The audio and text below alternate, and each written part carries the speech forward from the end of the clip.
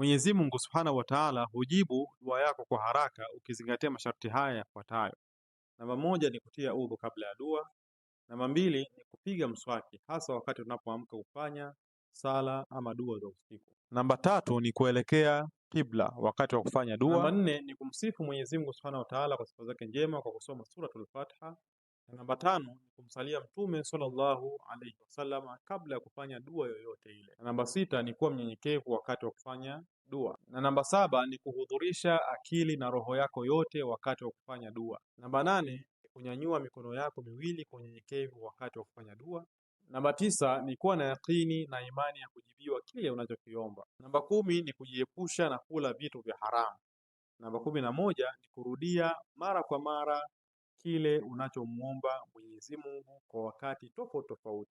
Kabla hujalalamika ya kuwa Mwenyezi Mungu Subhanahu wa Ta'ala hajibu maombi yako, jitahidi sana uzingatie masharti haya. Assalamu alaikum wa rahmatullahi wa barakatuh.